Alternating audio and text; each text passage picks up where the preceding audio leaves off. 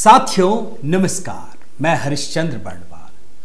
श्री राम जन्मभूमि मंदिर अयोध्या में प्राण प्रतिष्ठा के शुभ अवसर में दोस्तों कुछ ही घंटे अब शेष बचे हैं।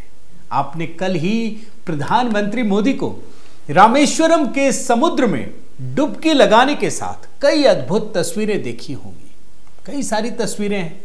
कई लोगों को लग रहा है दोस्तों कि आखिर प्रधानमंत्री मोदी मंदिर मंदिर दर्शन क्यों कर रहे हैं, लेकिन यकीन मानिए इसके पीछे एक गहरा रहस्य है। जी हां, गहरा रहस्य। और यह रहस्य न केवल भारतीय संस्कृति से जुड़ा है, उत्तर भारत और दक्षिण भारत के बीच एक गहरे राज को भी उजागर करता है। और ये पूरी कहानी जो है ना दोस्तों, वो बिल्कुल एक जैसे कहते हैं ना सर्कल, उस सर्कल की तरह है। अगर बीच का कोई सिरा छूट जाए तो समझ में नहीं आएगा कि ये हो क्या रहा है। वैसे क्या आप जानते हैं कि प्रधानमंत्री मोदी इस महान शुभ अवसर के लिए, मतलब प्राण प्रतिष्ठा की बात कर रहा हूं, जिस अनुष्ठान को कर रहे हैं वो अनुष्ठान प्राण प्रतिष्ठा के साथ ही संपन्न नहीं होगा। ऐसा नहीं है कि उसी समय खत्म हो जाएगा, बल्कि श्री राम मंदिर में प्राण प्रतिष्ठा के बाद प्रधानमंत्री मोदी अयोध्या के कुबेर टीला में स्थित शिव मंदिर में पूजा के साथ संपन्न होगा। शिव मंदिर में जाएंगे। आप सोचिए, ऐसा नहीं कि वहीं खत्म हो जाएगा। अब इसका क्या राज है, ये तो आपको पता ही है ना दोस्तों। सबको पता है कि भगवान श्री राम किसी भी कार्य को शुरू करने या पूर्ण करने के पश्चात शिव की पूजा करते थे। और इसी तरह से प्रधानमंत्री मोदी भी श्री राम की प्राण प्रतिष्ठा के बाद शिव जी की पूजा से ही अनुष्ठान को पूरा करेंगे। और इसीलिए ये बड़ी खबर आई है। और इस तरह से प्रधानमंत्री मोदी ने रामलला की प्राण प्रतिष्ठा के लिए उन सभी मंदिरों और स्थलों पर पहुंचकर पूजन अर्चन किया जिसका भगवान राम के जीवन में विशेष स्थान रहा है। अब जैसे देखिए, 12 जनवरी को व्रत के साथ ही इस अनुष्ठान की शुरुआत कहां से हुई? नासिक के काला राम मंदिर से की गई।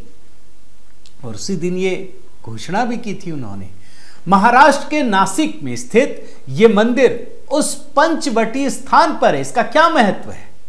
यहां श्री राम ने 14 वर्ष के वनवास का समय, जो 14 वर्ष का वनवास था, उसमें सीता जी, माता सीता और लक्ष्मण के साथ ही बिताया था। यह महत्वपूर्ण जगह है। और प्रधानमंत्री मोदी ने नासिक में ही राम कुंड में पूजा अर्चना भी की। इसी कुंड में श्री राम ने अपने पिता दशरथ का अंतिम संस्कार करने के बाद स्नान किया था। यह भी बड़ी खबर है।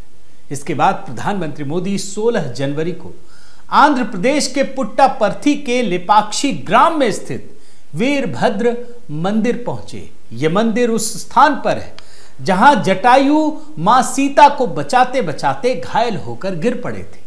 और यहीं पर भगवान राम को उन्होंने मां सीता के बारे में बताया था। और यहीं पर जटायु की मृत्यु हुई थी, जिसके बाद भगवान राम ने जटायु का अंतिम संस्कार भी यहीं किया। आप सारी कहानियों को जोड़ते चले जाइए, ऐसे ही सब कुछ नहीं होता दोस्तों। उसके पीछे अगर प्रधानमंत्री मोदी कर रहे हैं तो कुछ ना कुछ बड़ी बात होती है। दक्षिण भारत के इस महत्वपूर्ण मंदिर के दर्शन के बाद प्रधानमंत्री मोदी अगले दिन यानी 17 जनवरी को केरल के त्रिप्रयार में श्री रामास्वामी मंदिर में पूजा करने के लिए पहुंचे। इस मंदिर में श्री राम चतुर्भुज रूप में स्थापित हैं। यहां पर श्री राम के शैव रूप में दर्शन होते हैं। अब देखते चले जाइए। त्रिप्रयार में श्री रामास्वामी मंदिर में उन कलाकारों को भी सम्मानित किया जिन्होंने मलयालम रामायण का मंचन किया।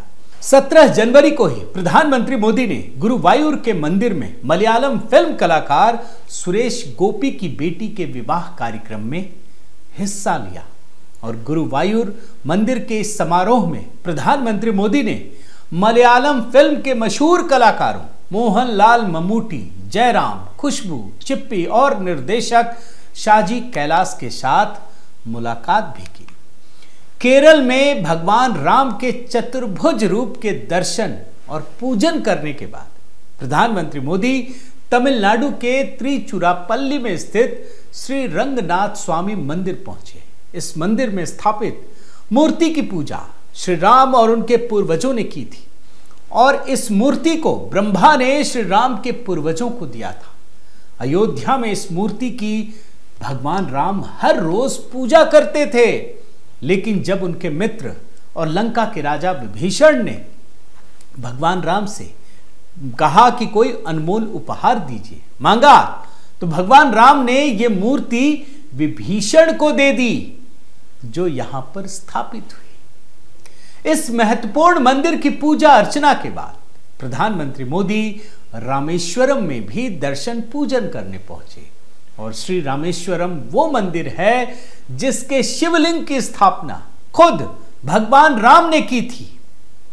फिर प्रधानमंत्री मोदी धनुषकोडी में श्री कोदंडारम स्वामी मंदिर में पूजा अर्चना करने पहुंचे। यहां पर प्रभु राम और विभीषण से मुलाकात हुई थी उन दोनों की, और यहीं पर भगवान राम ने विभीषण का लंका के राजा के रूप में राज्याभिषेक किया था। आप देखते जाइए सारी कड़ियां कैसे जुड़ती हैं और रामायण से।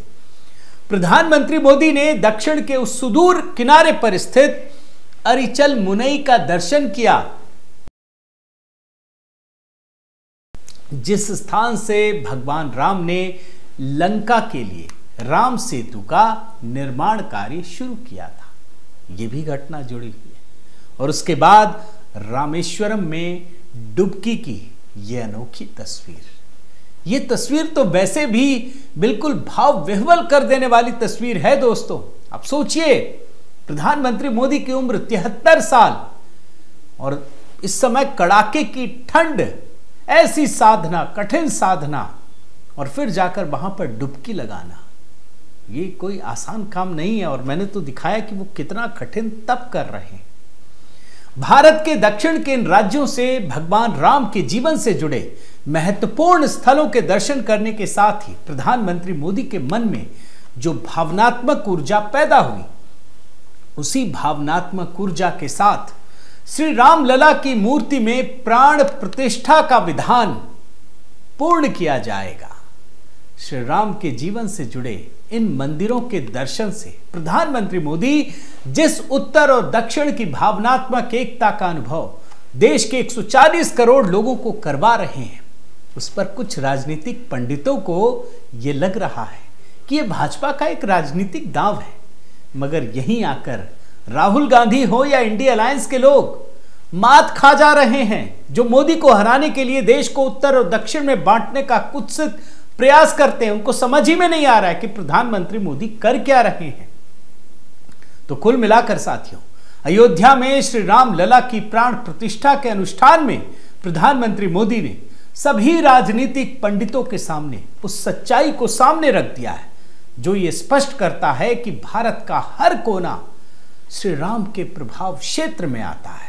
श्री राम सिर्फ अयोध्या के नहीं बल्कि पूरे भारत की, बल्कि और कहूं तो पूरे विश्व के, पूरी मानवता के लिए हैं, जो बंटवारे की राजनीति की सोच को ही सही मानते हैं। उन्हें भारत के दक्षिण के श्री राम और उत्तर के श्री राम में अंतर नजर आता है। लेकिन प्रधानमंत्री मोदी की सोच ने आज भारत में बनी इन दीवारों को एक बार फिर से ध्वस्त कर दिया है। और कई कहानियां तो मैं आपको दिखा चुका हूं ना, जो भगवान राम को राजनीतिक रूप से देख रहे हैं। अयोध्या में इस मंदिर, नवनिर्मित मंदिर को सिर्फ सियासी तौर पर देख रहे हैं। उन्हें उन भावनाओं की समझ नहीं है जो बिल्कुल उबाल के तौर पर सामने आ रही है। और मैंने कल रात को ये कहानी दिखाई है, जरूर देखिएगा। एक एक कहानियां, बुजुर्ग महिलाएं, बुजुर्ग लोग, युवा किस तरीके से भगवान राम के प्रति अपनी आस्था को प्रदर्शित कर रहे हैं। और यही तो प्रधानमंत्री मोदी उन्हीं भावनाओं को तो एक करने का प्रयास कर रहे हैं। बहुत बहुत धन्यवाद। आपसे निवेदन है साथियों कि आप मेरे इस चैनल को जरूर सब्सक्राइब कीजिए, लाइक कीजिए, शेयर कीजिए, कमेंट कीजिए और इस बेल आइकन को भी प्रेस करना मत भूलिएगा। और अपना प्रेम और स्नेह बनाए रखिए दोस्तों। धन्यवाद।